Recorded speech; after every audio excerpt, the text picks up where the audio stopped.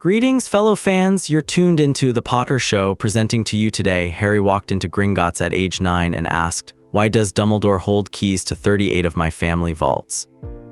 Show some love by liking and subscribing. Enjoy the story ahead. Chapter 1, The Ledger. The tax document was beige.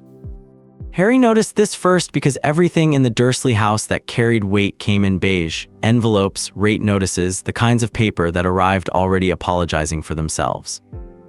This one had ended up in the wrong drawer. Vernon had meant to put it in the one he kept locked with the estate papers and the insurance forms. Instead, it had gone in with the takeaway menus and the expired Tesco coupons, and Harry had found it at 2:14 in the morning while looking for a rubber band to fix his school bag strap. He stood in the kitchen in his socks and read it twice by the light above the cooker, which he left on low so it wouldn't wake anyone. Most of it was incomprehensible. References to subchapters, to clauses, to financial instruments that required a vocabulary he hadn't built yet. But vocabulary had never been the issue. Harry was 9 years old and had been reading the fine print on everything within reach since he was 6, because the fine print was where the exceptions lived, and exceptions were the only mechanism that had ever worked in his favor. He could read Guardian, he could read the name beside it, APWB Dumbledore. He could read Care and Maintenance of H.J. Potter Minor Disbursement Authorization. He could read the address at the top of the form, Gringotts Wizarding Bank, Diagon Alley, London, EC1. He did not know what Gringotts was. He did not know what Diagon Alley was. He knew London and he knew EC1 covered Clerkenwell and the eastern edge of the city. He also knew that a man who was his legal guardian without having appeared once at 4 Privet Drive was a man worth locating, and that the correct place to start locating him was whatever address the document provided. He read it a third time. The name Dumbledore appeared on 4 separate lines. The phrase consignatory authority appeared on 11. There was a reference to accounts 687J through 726J, Potter Estate, primary and secondary. Harry counted the range, 39 accounts. 1 primary, 38 secondary. He folded the document in thirds and tucked it into the waistband of his pajamas against his back where it wouldn't show if he passed the hallway mirror. He went upstairs. He changed into his school clothes, Dudley's cast-offs, a gray shirt 2 sizes too wide and trousers he'd rolled at the ankle 3 times, and retrieved the £3.50 from the sock in the corner of his cupboard. He'd been saving since April. He also took the bus map he'd pulled from a rack at the newsagent's in March, the one covering Greater London with the route changes marked in pencil in his own hand. He left at 5 in the morning. The sky was the color of old concrete and the birds hadn't started yet. 2 buses and 35 minutes of walking. Harry had done the walking portions before under worse conditions, Dudley's gang, twice. A wrong turn the previous autumn that had taken him 2 miles in the wrong direction in November rain. He knew where the stop was, he knew the route numbers. He sat in the back row both times and kept the document in his waistband and the map on his knee. The first bus crossed out of Surrey. The second crossed into central London proper, the buildings changing register as they went, Victorian brick giving way to Georgian terraces, and then to something that didn't have a clean period, older and narrower, the kind of streetscape that had survived everything by being too inconvenient to demolish. He read the document again on the second bus. He was working through the disbursement authorization section, which listed quarterly maintenance allowance, accommodation, nutrition, clothing, and general well-being against a figure that, even without understanding magical currency, was clearly large. The figure went to APWB Dumbledore, Guardian Trustee, sub-account, not to the Dursleys, not to any address he recognized. He thought about the school uniform. He thought about the dinners, specifically about how much of any dinner was his and how that amount was determined. He turned the page. He noted the phrase educational stipend, payable quarterly, and a second figure, larger than the first. He had not attended a magical school. He had not attended any school that cost money at all. Dudley's went to Smeltings on Vernon's salary. Harry went to the state primary on Magnolia Road on the state's dime. He folded the document back into thirds when the bus reached Clerkenwell and put it in his shirt pocket. The address in EC1 did not correspond to anything on the bus map. Harry had expected this. Partial addresses were a feature of institutions that didn't want to be found by everyone, only by the right people.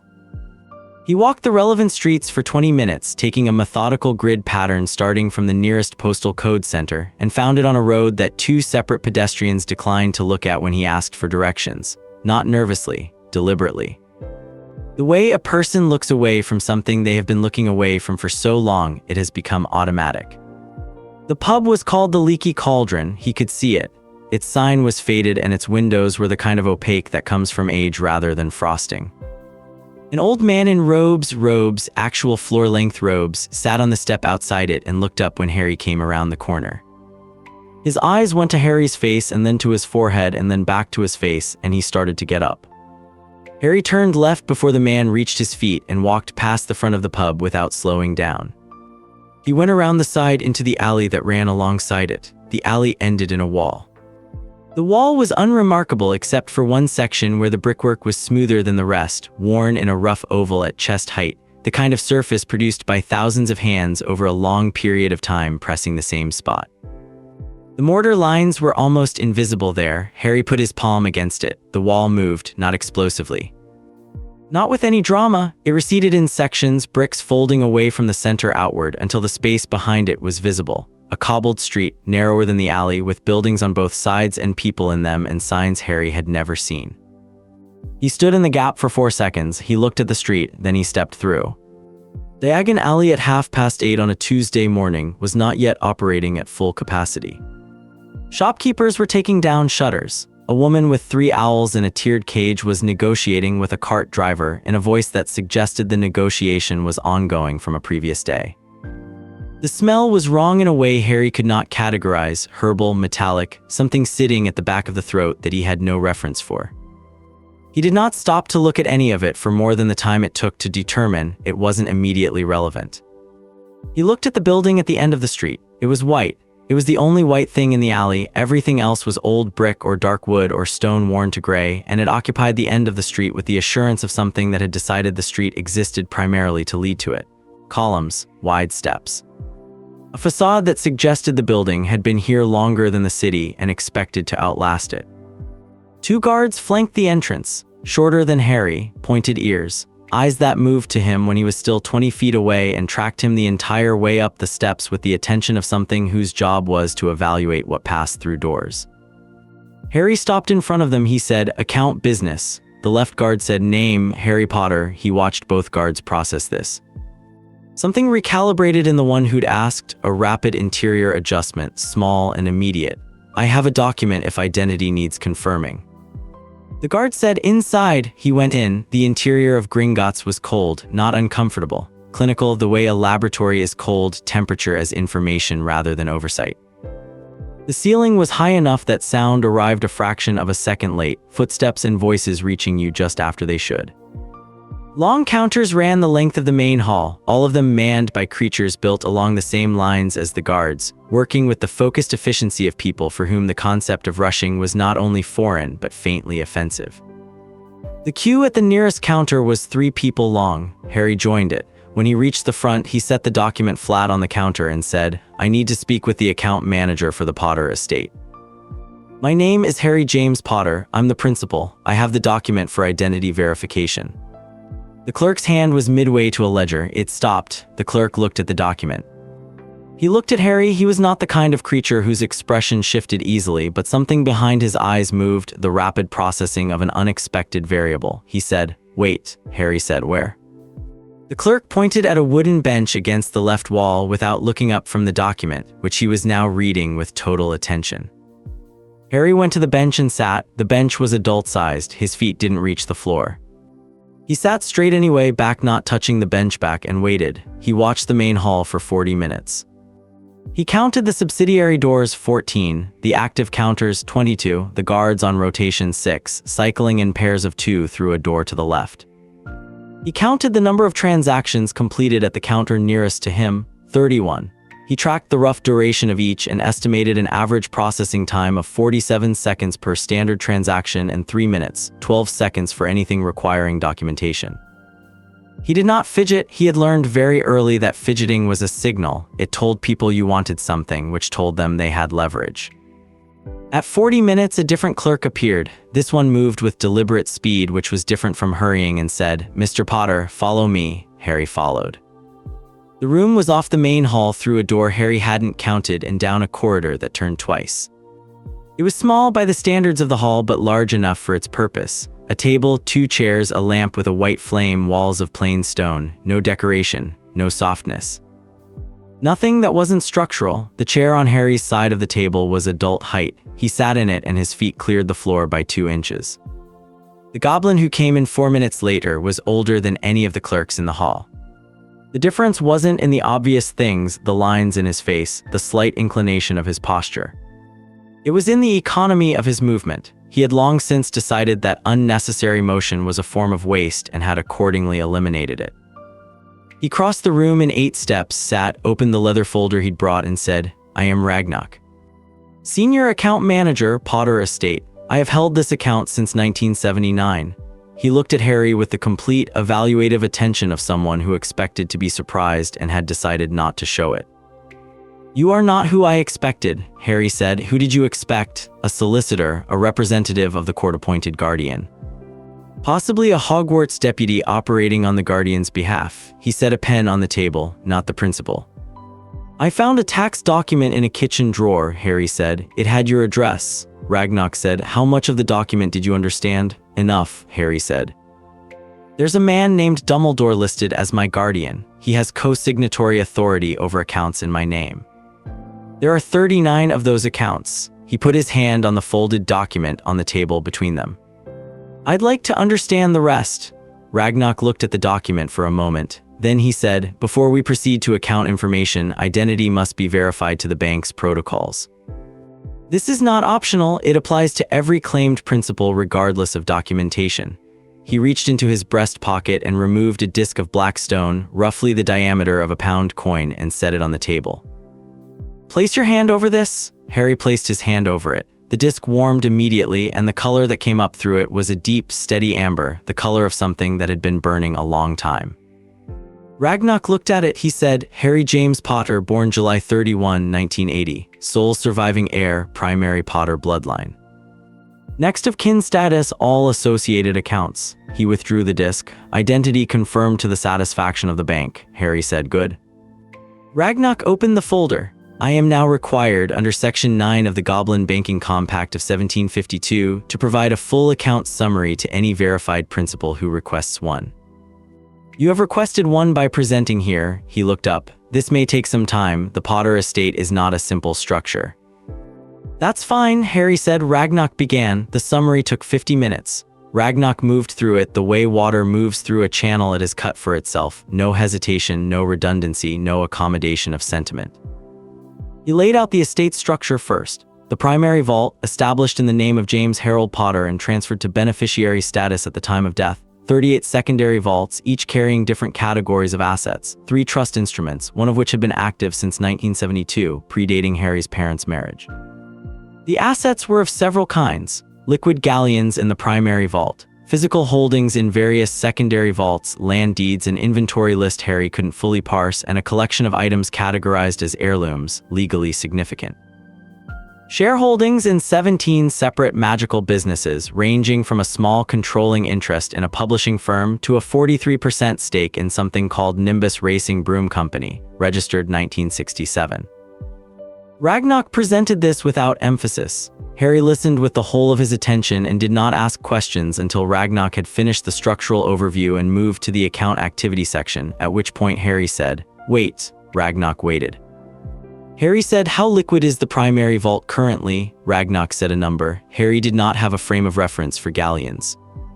He did have a frame of reference for scale, and the number was large enough in its own terms that the scale was clear. He said, "And what was the value at the time of my parents' death?" Ragnock consulted the folder. He said the original figure. Harry did the arithmetic in his head. The difference was approximately 22%. He said, "The account has lost 22% of its value in 8 years. Ragnock said, "Net outflows. The account earns interest at the standard rate for principal vaults, which has partially offset the withdrawals. Without the withdrawals, the account would have grown by approximately 14% over the same period." Harry said, "Show me the withdrawals." Ragnock turned to the relevant section. He set the folder open between them, turned to face Harry and said, "Each withdrawal carries the authorization code of the co-signatory guardian.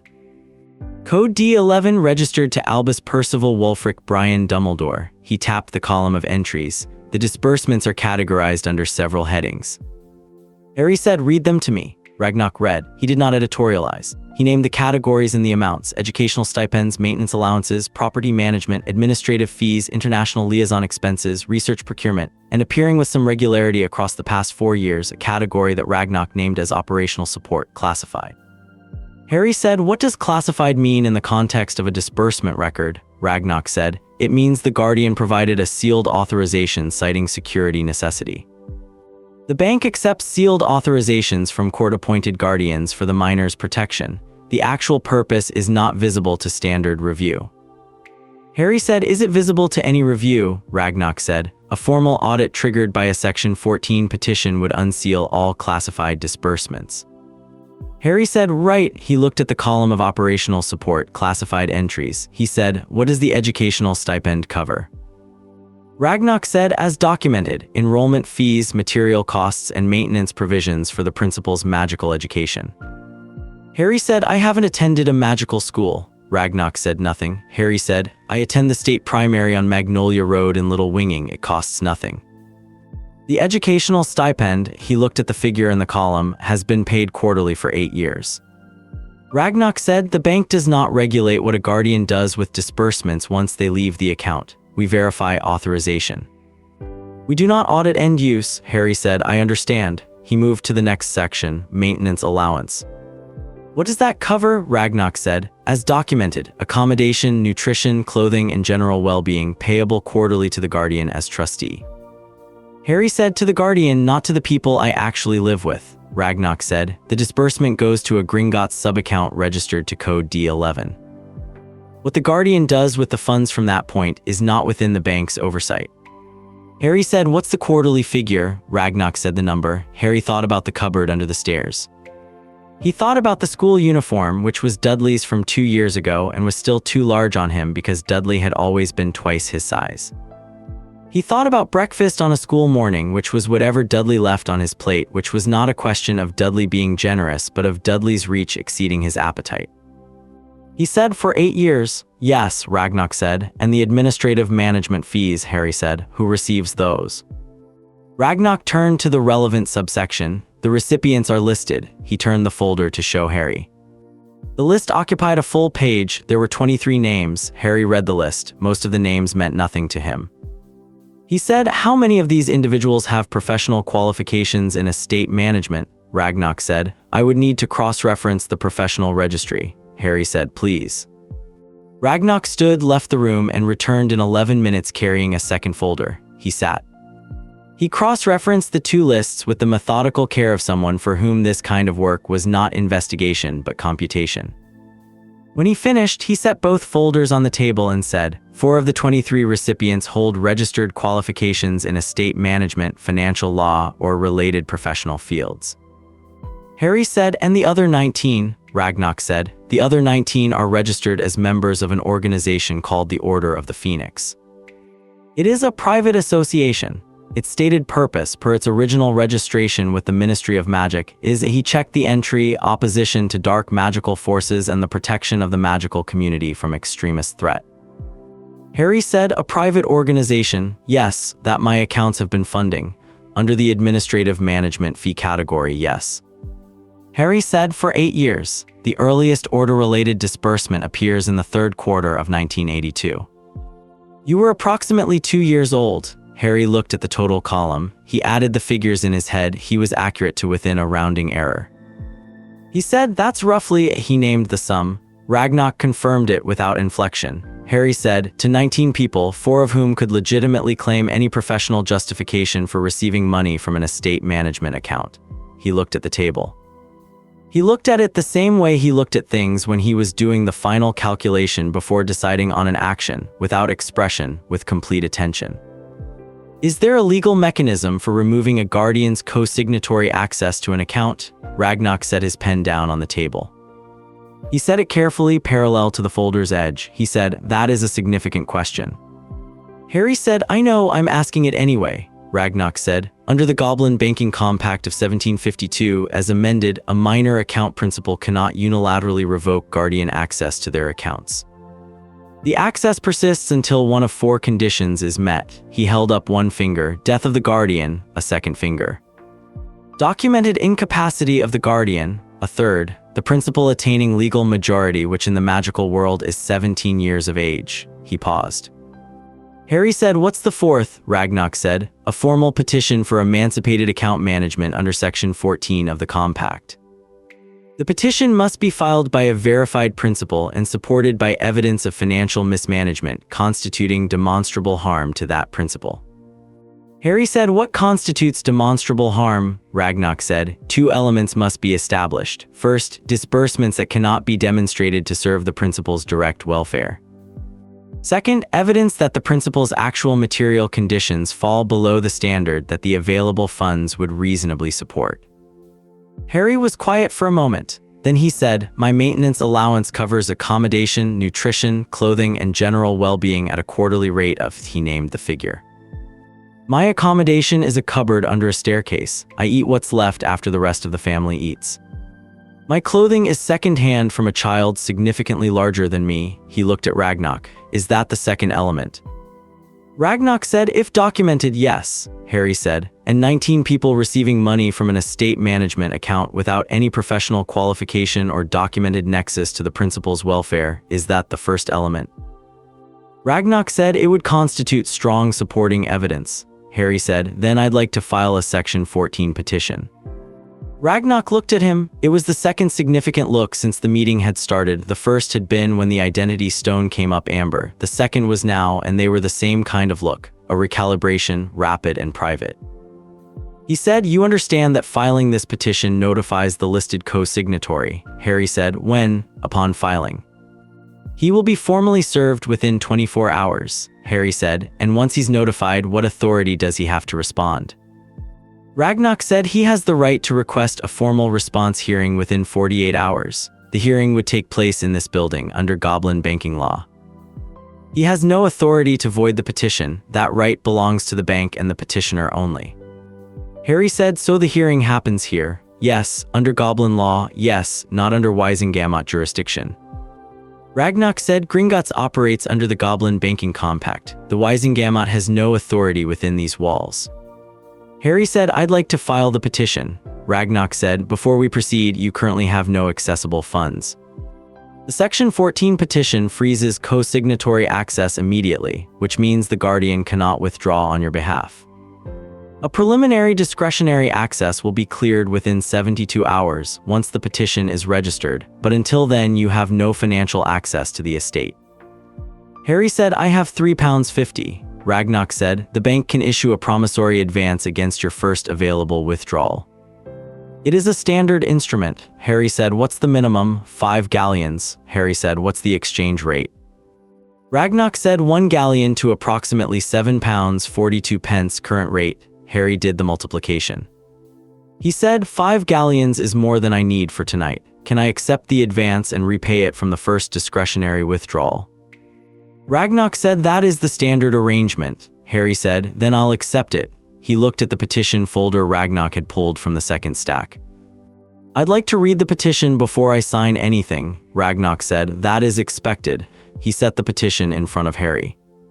It was 17 pages. Harry read all 17 pages. Ragnarok sat across the table and made notes in his own ledger, which Harry understood to be normal procedure and did not find uncomfortable. He read at his usual pace, which was faster than it looked because he had learned to read in conditions that required compression, at angles with partial visibility, and now read any clear page with an attention that was almost physical. He had questions about 3 sections. He brought them in order. Section 14.7 first, the financial competency examination required within 18 months of a successful petition.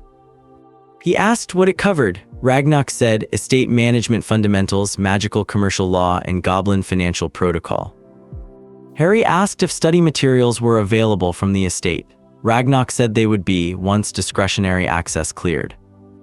Harry asked if the account manager could answer questions during the study period. Ragnarok said he would need an appointment, which could be scheduled at the front desk after the petition was resolved. Harry said he would schedule one. Section 14.11 next, the limitation on the petition's scope regarding non-financial guardianship. Harry read the relevant paragraph aloud to confirm he had it right. A successful petition affected financial authority only, not decisions related to residential placement, medical care, or educational enrollment. Ragnarok confirmed this. Harry asked whether the bank could issue any instrument that complicated the guardian's residential authority. Ragnarok said the petition's scope didn't extend that far, but that a Section 31 protection, the banking equivalent of a residential security clause, was automatically enforced for any verified principal with an active legal petition. Harry asked what that meant practically. Ragnarok said it meant the guardian could not forcibly relocate the principal without the principal's written consent while the petition was active, under penalty of violating the compact. Harry said written consent, mine. Ragnarok said yes. Section 14.19 last, the notification clause. Harry confirmed Dumbledore would be notified at the point of filing, not at the point of audit completion. Ragnarok confirmed. Harry asked whether there were other parties the bank was required to notify.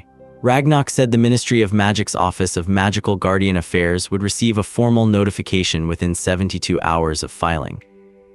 Harry said who in that office? Ragnarok checked. He named a subdepartment head. Harry did not know the name, which was expected and wasn't the point. The point was that the notification was to a subdepartment, not to the minister, not to the Wisengamot. It would reach the right level of the bureaucracy to be documented, but not fast enough to be acted on before the hearing. He turned back to page 17. He looked at the signature line. He said, "What happens to the secondary accounts immediately when I file?" Ragnarok said all 38 secondary accounts are frozen pending full audit. The primary vault's co-signatory access is suspended pending the hearing. If the hearing results in a successful petition, the co-signatory access is permanently revoked and replaced with a counter-signature requirement, meaning no disbursement can occur from any account without your signature and the bank's authorization. Harry said, and the audit, full disbursement history, all accounts, all authorization codes, all classified entries unsealed and reviewed. Ragnarok's voice was level. It will take a minimum of 6 months, Harry said. During those 6 months, the accounts are frozen. Yes. Harry looked at the signature line. He thought about 17,000 galleons marked operational necessity, classified. He thought about 19 members of a private organization receiving estate management fees. He thought about the quarterly maintenance figure that had been covering his cupboard and his second-hand clothes for 8 years and had apparently been funding something else entirely. He picked up the pen. He signed on page 17. He printed his name underneath his signature, clearly and without flourish, because a document that could be misread was a document that could be misused. He set the pen down. Ragnarok picked up the petition. He did not read it again. He had read it already, knew every line. He set it in front of him, opened his desk seal, and pressed it to the bottom of the final page. The seal was weighted and he applied it with a single definitive press, and the sound it made on the paper was clean and flat and complete. He placed the stamped petition in the left-hand folder. He said, "The petition is filed. Notification to the co-signatory begins immediately. A response hearing may be convened within 48 hours at the co-signatory's request." He looked at Harry. "He will request one," Harry said. "I know." Ragnarok said, "Your room will be prepared within the hour. It is standard accommodation for a principal with an active petition, secure, private. The door responds to your signature only." Harry said, "What does my signature only mean?" Ragnarok said, "It means that no one, not bank staff, not the co-signatory, not a ministry official, can open that door from the outside without your authorization while the petition is active. It is a compact security provision." Harry said, "All right." Ragnarok stood. He said, "Dinner will be sent at 6. The promissory advance will be available at the front desk in the morning." He picked up both folders. "There is one additional item." He reached into the second folder and produced an envelope thick, the cream color of official paper. "This is the preliminary disbursement summary, the first 80 pages of the full record. It covers the period from November 1981 through December 1985. The remaining records will be compiled as part of the audit." He set the envelope on the table. "You are entitled to these as principal. I assumed you would want to read them." Harry picked up the envelope. He said, "Thank you." Ragnarok said, "You are a principal of this bank, Mr. Potter. Providing complete records to a verified principal is an operational requirement, not a courtesy." He moved toward the door. "If you have further questions before morning, you may ask the duty clerk to contact me. I will be in the building until 9. He went out. The door closed. The sound it made was the sound of a room that was now for the specific duration of a legal petition, Harry's. Harry sat in the room for a moment. The lamp burned white above him. The stone walls held the cool temperature of the building's interior, which was the temperature of a place that didn't need to be warm because warmth was not something it was trying to offer. He opened the envelope. He took out the first page of the disbursement summary and set it on the table. He read for 3 hours. The records were detailed in the way that things are detailed when they're set up by someone who expects them never to be examined. The early disbursements, the ones from the weeks after his parents' death, November and December 1981, were the most specific. Someone had been careful then, or perhaps just unaccustomed to being unchecked. The categories were broken down to subcategories. The amounts were itemized with accompanying justifications, each one written in a careful, formal hand that Harry did not yet know but would come to know. Maintenance of safe house network, support of field operatives engaged in protective surveillance, acquisition of intelligence relevant to the principal's security. The language was precise. It was the language of someone who had thought about what the records might need to look like. By 1983, the subcategories had merged into broader headings. By 1984, some entries were single lines, order operations Q4. By 1985, the classified designation began appearing. Harry read through to page 80. He noted the total amount disbursed in the first 4 years. He noted the number of unique recipients across all categories. He noted the 3 entries for property maintenance, Privet Drive, Surrey, which corresponded to amounts consistent with professional spellwork and which explained now why the wards on the Dursley house had never felt like an accident. He set the 80 pages in a neat stack to his left. He sat in the room with the white lamp and the stone walls and the door that opened only to him, and the total of what he knew now was so much larger than what he'd known at 5 o'clock that morning that the distance between those 2 versions of the same day was difficult to measure. He was 9 years old and he had £3.50 and a promissory advance pending and a stamped petition in a left-hand folder that had just sent a notification to the most powerful wizard in Britain. He thought about the return trip. He thought about how Privet Drive would look from the bus window on the way back tomorrow or the day after, knowing what he now knew about the quarterly figure on the maintenance allowance. He thought about whether that knowledge would make it better or worse and decided the question was not a useful one. The cupboard was the same cupboard it had been yesterday. The knowledge changed the cupboard's meaning, not its dimensions. What it changed was everything outside the cupboard. There was a knock at the door. He said, "Who is it?" A voice through the door named itself as a junior staff member with his evening meal. He said, "Leave it outside, please." A pause, then the sound of something being said on the floor and footsteps going away. He waited 2 minutes, then he opened the door, took the tray, and brought it in.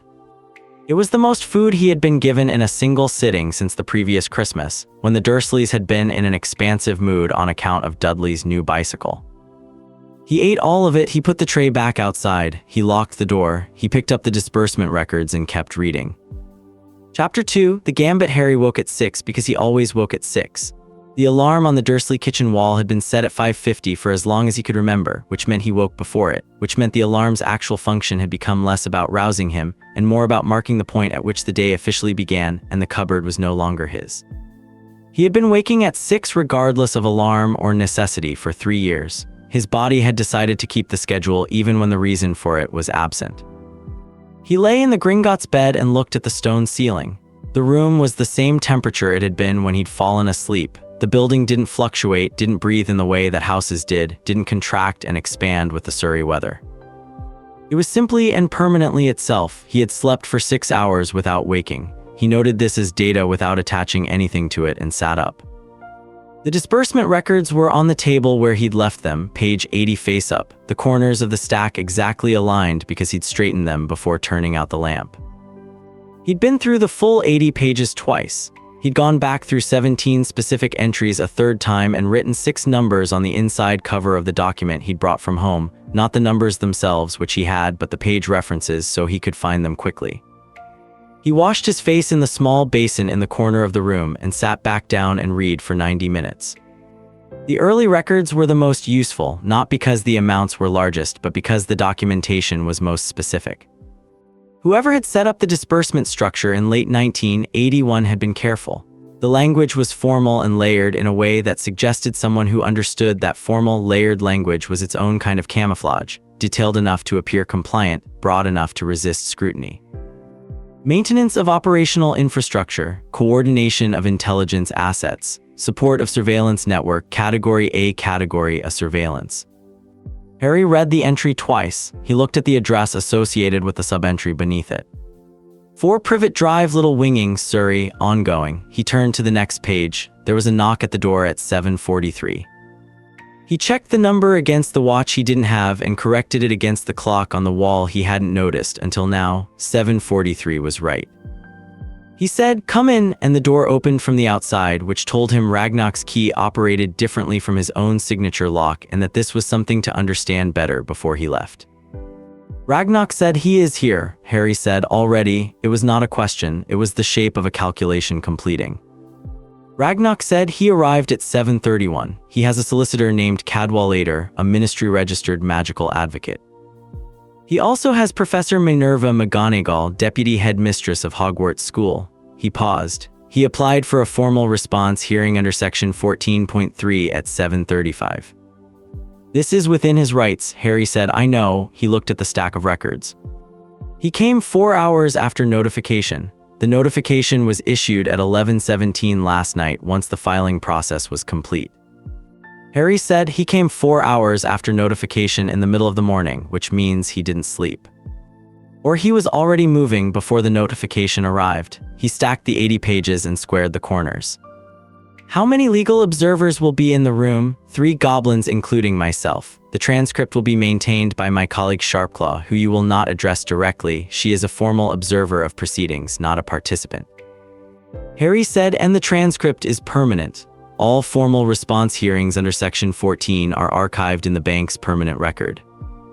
Harry said, "Who has access to that record?" Ragnar said, "The account principal, the bank, and in the event of a formal legal dispute escalating beyond the compact's jurisdiction, a duly appointed Wisengamot arbiter." Harry said, "But not Dumbledore. He may request access through formal channels. He would need to demonstrate legal standing." Harry said, "Which he'd find difficult while the petition is active." Ragnar said, "Significantly difficult, yes." Harry stood. He straightened Dudley's shirt as well as it could be straightened, which was not very well but was at least deliberate. He picked up the disbursement records and tucked them under his left arm. He looked at the room for a moment, the neatly made bed, the cleared table, the basin. He said, "Which room?" The hearing room was larger than the interview room. It had the same stone walls, the same white lamp, 2 of them here, 1 at each end of the table, and the same quality of air that said time worked differently inside it than outside. The table was long enough for 6 chairs, 3 to a side. A shelf along the far wall held ledgers in matching bindings. Harry walked in first. He sat on the far side of the table, back to the wall. He set the disbursement records in front of him. Ragnar sat to his left. Sharpclaw took a position at the end of the table, her notebook open, her pen already moving in the small preliminary motions of someone preparing to record. The third observer, introduced by Ragnar only as a regulatory witness, sat to Harry's right and did not look at him again. Dumbledore came in. Harry had not formed an image of him beyond the name and the title and the disbursement authorization code. What came through the door was a man who understood that a room changed when you entered it and who had decided, at some point so far back it was no longer a decision but a feature, to use that understanding deliberately. He was old, he was tall. His robes were deep violet with silver at the cuffs, which was not flamboyant in the way that suggested showmanship. It was flamboyant in the way that suggested someone who had long since stopped needing to prove anything and could therefore wear whatever they liked. His half-moon glasses caught the lamplight. He came in, saw Harry, and something moved across his face, quick, contained, immediately replaced by an expression that was warm and tired and precisely calibrated. He sat across from Harry. The solicitor sat to his left. McGonagall sat to his right. McGonagall looked at Harry. Her expression was doing something complicated that Harry couldn't fully parse from across the table, and he noted it and moved on. Dumbledore said, "Harry." He said it with weight, not loudly, not with pressure. The weight of something that had been carried a long time and had shaped itself to the hand that held it. Harry said, "Good morning." Dumbledore said, "I want to begin by saying how very sorry I am." Harry said, "Noted." "What specifically are you sorry for?" A pause, brief and managed, "for the distance between us." You are 9 years old. You came to London alone to a place you had no knowledge of. With his eyes moved briefly, taking in the state of Harry's clothes, no support and no preparation because I failed to ensure you had someone to come to. Someone you could ask? He looked at Harry steadily. That failure is entirely mine. Harry said, you're listed as my court-appointed guardian. I am who appointed you. Dumbledore said, the Wisengamot, acting in the absence of surviving primary kin, following your parents' deaths in November 1981. Harry said, was there a formal hearing? Dumbledore said, there was a Wisengamot administrative session, standard procedure for orphaned magical minors.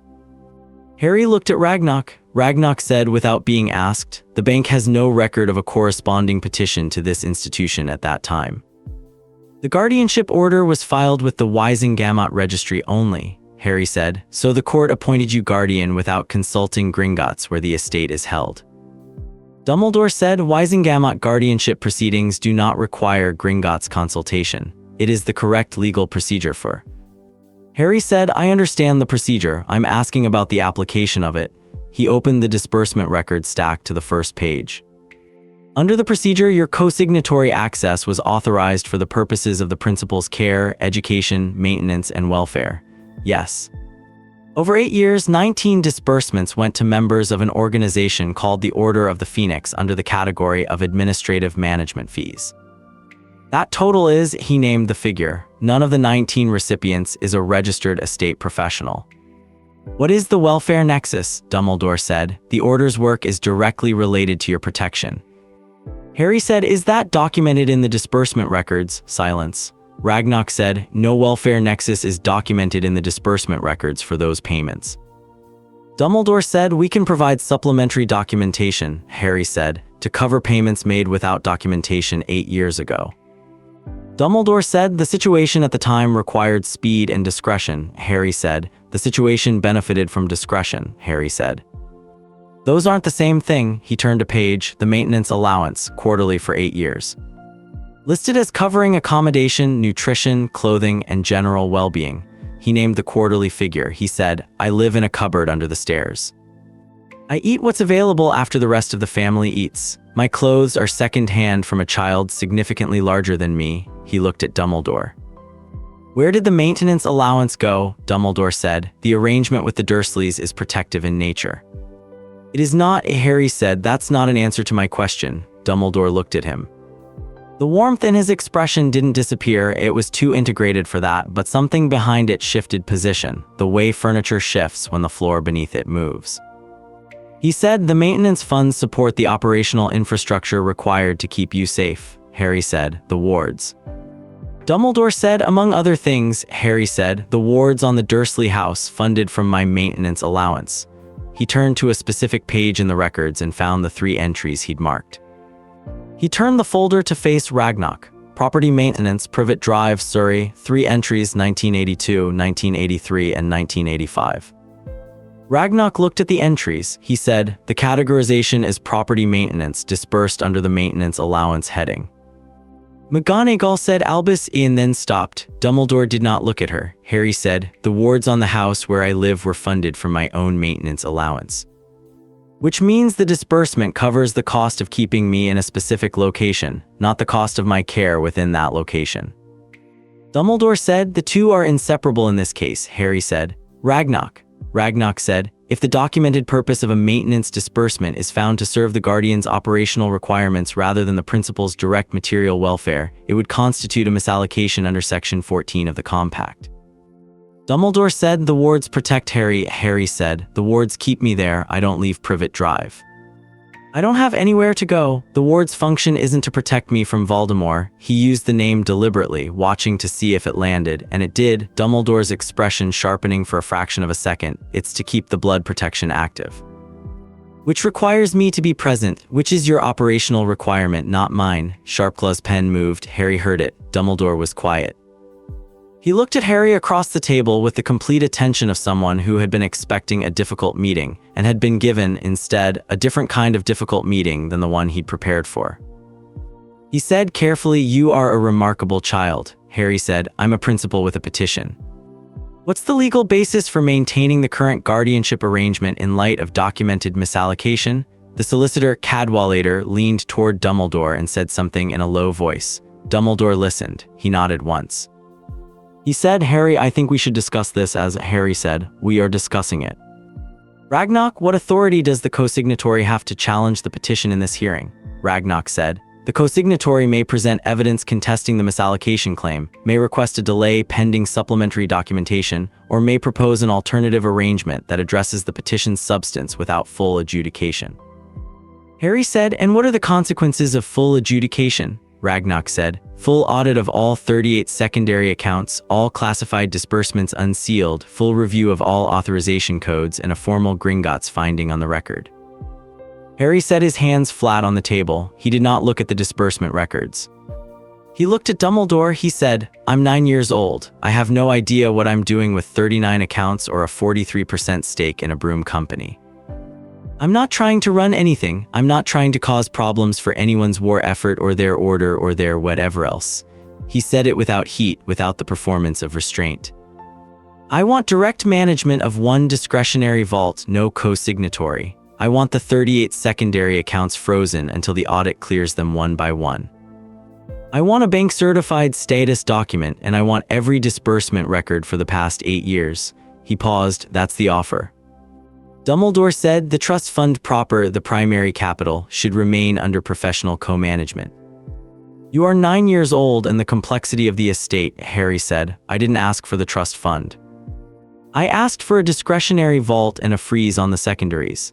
Dumbledore said, "Freezing the secondary accounts affects ongoing operations that are..."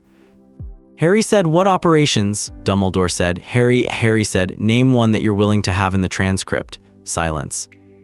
It was a different kind of silence from the pauses before it. Cadwallader wrote something on his notepad. McGonagall's hands, which had been folded on the table, unfolded and refolded. Ragnarok did not move. Dumbledore said, "There are aspects of what I have done that are indefensible in terms of documentation." "I acknowledge that." He said it without breaking eye contact. "I also ask you to understand that decisions were made under extraordinary pressure, in the immediate aftermath of events that had shaken the entire magical world to its foundation, with limited time and no clear precedent." Harry said, "I understand that." Dumbledore said, "Then you understand that." Harry said, "I understand that the conditions were difficult. I'm asking about the choices. Specifically, I'm asking why none of those choices included telling me that I had 39 accounts, a guardian, or a name that apparently means something in the world I should have been part of." Dumbledore said, "You were a child." Harry said, "I'm still a child." He said it the same way he'd said everything else. "Not as a point of vulnerability, as a fact on the record. I found out about all of this from a tax document in a kitchen drawer. Whatever the reason for that, it was a choice. Someone decided I shouldn't know." He looked at Dumbledore steadily. "Was it better for me not to know, or was it more convenient?" The room was very still. Dumbledore said, "It is possible that those two things became confused over time." It was the most precise sentence he'd spoken since entering the room. Harry heard it land in Sharpclaw's transcript and said nothing for a moment. Then he said, "The offer stands." Cadwallader asked for 20 minutes. Ragnarok granted them, and the goblin observers withdrew to the corridor. Harry stayed where he was. He turned back 3 pages in the disbursement records and looked at a specific entry, International Liaison, 1984, classified, and thought about what unsealing it in a full audit would produce. When Ragnarok returned, he sat. He looked at Harry and said, "He has a counter-proposal." Harry said, "Tell me." Ragnarok said he will agree to a discretionary vault in your direct management with no co-signatory requirement, funded at an agreed annual allowance drawn from the primary account. He will agree to a freeze on the 38 secondary accounts pending audit. He will not agree to the full disbursement records for the entire 8-year period. He proposes records from 1984 onward only. Harry said, "No." Ragnarok said he also proposes to retain co-signatory access to the primary trust fund until you turn 17, with a counter-signature requirement on any disbursement above 5,000 galleons beginning immediately. Harry said, "What's his reasoning on the records?" Ragnarok said, "He states that the 1981 and 1982 records contain information about third parties whose safety would be compromised by the principal's access." Harry said, "Whose safety specifically?" Ragnarok said, "He did not specify." Harry said, "Is there a mechanism under the compact that allows him to redact third-party information from records provided to a principal?" Ragnock said there is a limited third-party protection provision, yes. It applies to records where disclosure could directly endanger named individuals not party to the account.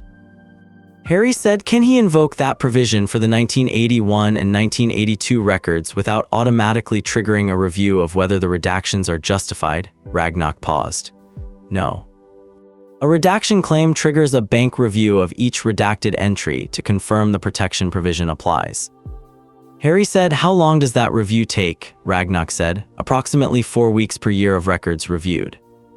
Harry said, so if he redacts 1981 and 1982, the bank reviews every entry in those 2 years and certifies which ones legitimately qualify for protection. Yes. Harry said, then I'll accept the redaction provision, provided the bank conducts the review and certifies each redaction individually. Everything that doesn't qualify for third-party protection I receive unredacted. Ragnock said, that is a reasonable counter. Harry said, on the primary trust fund, I'll accept his counter-signature requirement at 5,000 galleons only if the threshold drops to 1,000 galleons by the time I turn 13 and to my sole signature by 15. Ragnock said, I will relay this. The 20 minutes became 40. Harry read the disbursement records. He turned to the section on the business shareholdings and looked at the list of 17 companies. He did not know what most of them did. He knew what a broom company was. He also knew what a 43% stake meant in terms of voting rights, which he'd learned from a library book on corporate structure that he'd read at age 7, because it had been the only thing on the shelf he hadn't read yet, and it had turned out to be genuinely interesting. He noted the companies. He would need to understand them properly before the financial competency examination. He folded the page corner and moved on. Ragnock returned. He said, he accepts the redaction provision as you've described it, with the bank conducting individual certification. He accepts the counter-signature threshold reduction to 1,000 galleons at 13. He paused. He does not accept sole signature at 15. Harry said, what does he propose instead? Ragnock said, sole signature at 17, which is the standard legal majority in the magical world. Harry said, 16. Ragnock said, I will relay this. Harry said, there's one more thing I want added to the agreement. Ragnock said, tell me. Harry said, a bank-issued letter on official Gringotts letterhead confirming my status as emancipated account principal, the counter-signature requirement on all accounts, and the Section 31 protection currently in effect. I want the letter to specify that any attempt to remove me from my current place of residence without my written consent constitutes a violation of the banking compact. Ragnock said, the Section 31 protection is already in force. The letter formalizes it. Harry said, I want it in writing I can carry. Ragnock said, that is a standard document for principals with active Section 31 protection. It can be issued today. Harry said, good. He looked at the door and the disbursement records, all of them subject to the redaction process. I want physical copies. Ragnock said, that will take several days to compile. Harry said, can they be sent? Ragnock said, to an address you provide by secure owl post. Harry said, send them to Gringotts. He thought about this. I'll arrange collection. They reconvened at the table. Dumbledore came back in with Cadwallader and McGonagall, and the 3 goblin observers took their positions, and Sharpclaw opened her notebook to a fresh page. Dumbledore said, 16. Harry said, yes. Dumbledore said, I will accept 16 for sole signature authority, contingent on your passing the financial competency examination under Section 14.7 before that transfer of authority takes effect. Harry said, the examination has an 18-month window from the date of petition. Dumbledore said, I propose that sole signature at 16 requires passage of the examination regardless of the 18-month standard window. If you have not passed it by 16, counter-signature requirement continues. Harry looked at Ragnock. Ragnock said, that modification is within the compact's parameters. Harry said, I accept conditional on the bank providing study materials and scheduling access to the account manager for examination preparation. Ragnock said, standard provision. Harry said, then I accept. Cadwallader was writing at speed. Sharpclaw was writing at speed. Ragnock was writing. Everyone in the room was writing except Harry and Dumbledore, who were looking at each other across the long table. Dumbledore said, Harry, there is something I would like to say, separate from the proceedings. Harry said, say it. Dumbledore said, there is a threat that you will face when you are older. I have been managing the conditions around that threat for the past 8 years. I have made decisions that were, he seemed to consider the word for a moment, paternalistic. I made them because I believed I knew what was necessary. I still believe the underlying assessment was correct. I no longer believe that the means were defensible. He looked at Harry. I am sorry. Not for the strategic position, for the means. Harry said, I know. Dumbledore said, you believe me. Harry said, I believe you believe the strategic position is correct. I don't have enough information to agree or disagree. He set his hand on the disbursement records. I'll have more information in 6 months. Dumbledore said, the audit. Yes, Dumbledore said, and what will you do with the information? Harry said, make better informed decisions than the ones that have been made for me. Dumbledore looked at him. Again, that too quick expression, faster than categorization. He said, I should like to correspond with you. Harry said, you can write to me. Dumbledore said, at Privet Drive. Harry said, for now. Dumbledore said, I want you to know. He stopped. He started again. I did not decide at any point in the last 8 years that your comfort or your dignity were unimportant. I decided that they were acceptable losses given the scale of what was at stake. I am aware that this distinction may not be meaningful to you. Harry said, it's meaningful, it just doesn't change what happened. He looked at Dumbledore steadily. You can write to me. I'll read the letters, Dumbledore said. That is all I ask. Harry said, I didn't agree to find them persuasive. Dumbledore was quiet for a moment. Something moved in his expression that was too old and too complicated to name. He said, no. I don't imagine you did. McGonagall read the formal agreement aloud. Ragnarok had drafted it in 40 minutes while Dumbledore and Harry sat on opposite sides of the table not speaking. It was 14 paragraphs. Ragnarok's drafting style was precise in the way that Goblin financial documents were always precise, every term defined, every contingency addressed, the language stripped of anything that could be interpreted in more than one direction. McGonagall read in a clear, level voice. She paused on paragraph 6, which contained the language about the maintenance allowance misallocation, and on paragraph 9, which detailed the section 31 protection. She read both paragraphs without altering her pace and without looking up, but her posture changed fractionally on the second one, and Harry noticed. When she finished, Cadwallader had 3 amendments to propose, all of them minor and all of them accepted without discussion. Ragnarok incorporated them by hand. McGonagall read the amended sections. Harry read them himself silently before signing. Dumbledore signed with Ragnarok's pen, unhurried, the signature of a man who had signed many significant documents over many decades and had decided that the act of signing should carry weight. He pressed the seal, he set the pen down, he looked at Harry across the table and said, "Shall I tell you about Voldemort?" Harry said, "Not today." Dumbledore said, "When you're ready." Harry said, "When I have enough information to evaluate what you tell me."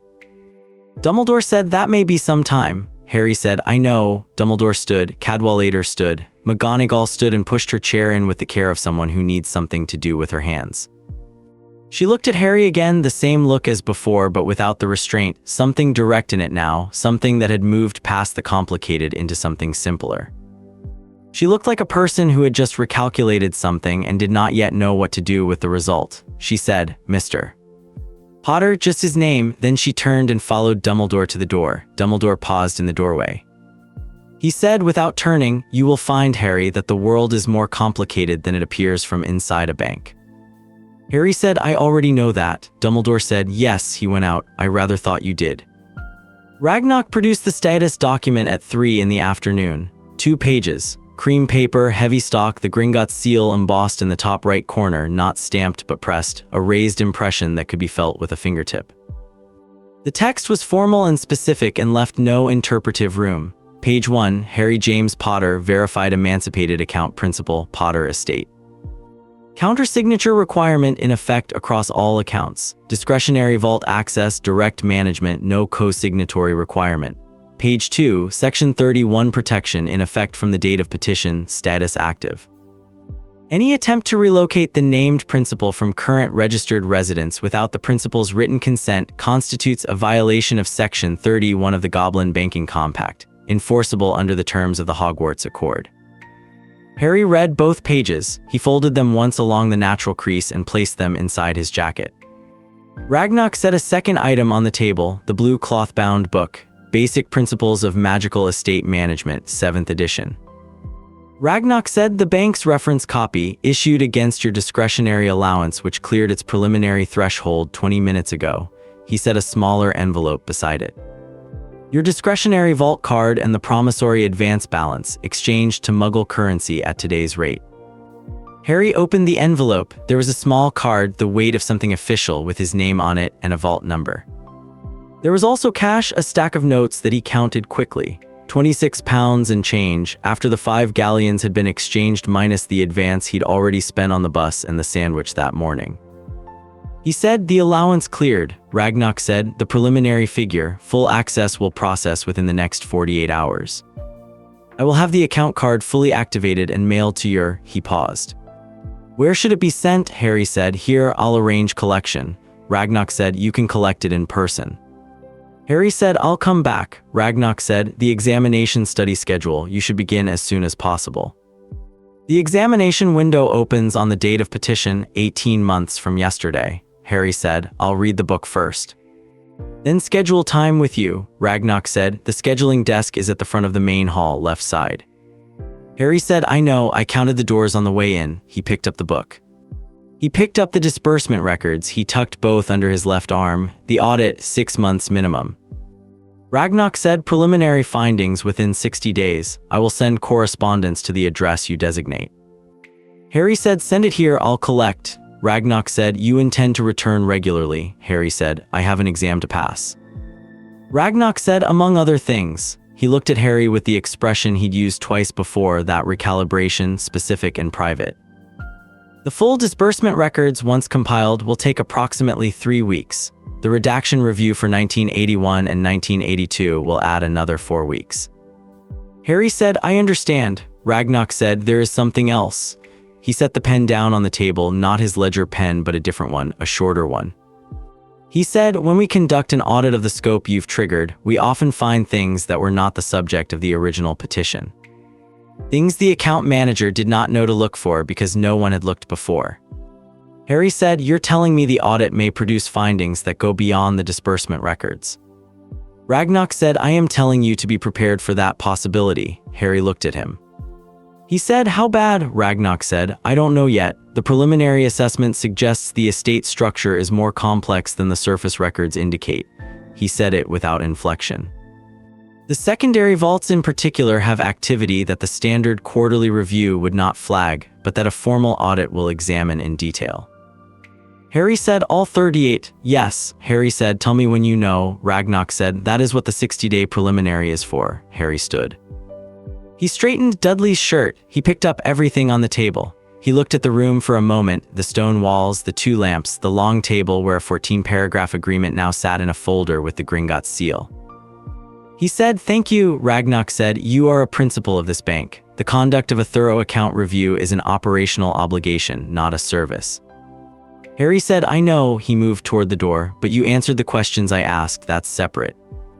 Ragnock did not reply to this immediately. Harry was at the door when Ragnock said, "The examination has a 31% pass rate among minors." Harry said, "I know, you told me." Ragnock said, "The ones who pass tend to ask questions when they don't understand something." Harry said, "I'll schedule an appointment." He went out. The main hall was at its afternoon peak, every counter active, the accumulated sound of dozens of simultaneous transactions filling the high space above. Goblins moved with the particular efficiency of a system that had decided 800 years ago exactly what it was doing and had not reconsidered. Harry walked through the center of it with the book under one arm and the disbursement records under the other and £26 in his jacket pocket next to the folded status document. 2 of the guards he passed did not look at him. The third, stationed directly at the main door, watched him approach with the flat, evaluating attention Harry recognized from the morning before. When Harry was 4 feet from the door, the guard shifted 6 inches to the right, clearing the path completely. Nothing performative in it, no ceremony. The shift said exactly what it meant and nothing more. Principal. Harry went through. Diagon Alley at mid-afternoon was full. He stood on the top step and looked at it for 30 seconds.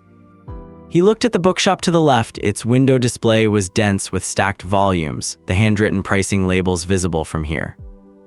He looked at the 3 apothecaries clustered in the middle stretch, distinguishable by the color of the smoke coming from each of their upper floors.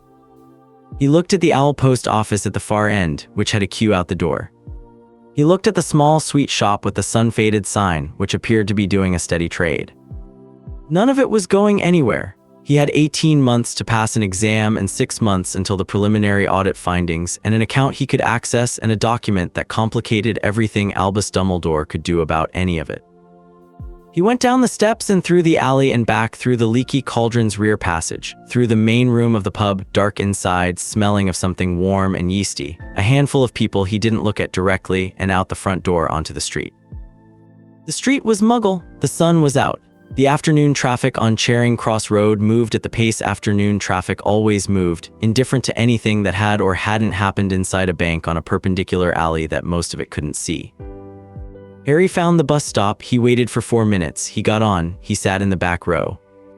He opened the blue book to Chapter 1 and read standing advertisement stops all the way to the Victoria change, and Chapter 3, on the distinction between principal authority and guardian authority in cases of concurrent legal jurisdiction, for most of the second bus.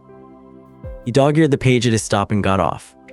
Rivet Drive at 5:15 was the same as it was every day at 5:15. The lawns at their required length, the driveways with their correct cars, number 4 with its front curtains 3/4 drawn, which meant Petunia was in the kitchen and didn't want to see the Palkuses' children next door. Harry went around to the back. The door was unlocked, as it always was before 6, because Petunia had kept the schedule since before Harry could remember, and the schedule did not include the possibility of anyone coming in the back that she hadn't planned for. He let himself in. He went down the hall. He did not make noise, which was not stealth, it was long practice. The particular self-erasure of someone who had found early on that being noticed was usually worse than not being noticed. He opened the cupboard door. He went in. He sat on the cot. He put the disbursement records on the floor beside him. He balanced the blue book on his knees. He took the status document out of his jacket and unfolded it and looked at both pages in the light that came through the crack under the cupboard door, which was the same light he'd read everything else by for years. Harry James Potter, Emancipated Account Principal, Countersignature Required. Section 31 Protection in effect. He folded it again along the crease. He put it back in his jacket. He hung the jacket on the nail. Upstairs, the television came on Vernon's news program, its theme music muffled through 2 ceilings and the cupboard door. Outside, summer pressed down on the Surrey rooftops and the garden and the correctly lengthed lawn, and the day went on with no particular interest in what had changed. Harry opened the book. Chapter 3 picked up where he'd left off. He read it without stopping. When he reached the end of Chapter 3, he read the beginning of Chapter 4, which was titled Audit Procedures and the Rights of the Minor Principal, and which was, he found, more immediately relevant than anything he'd expected. The light through the door crack was still good. He kept reading.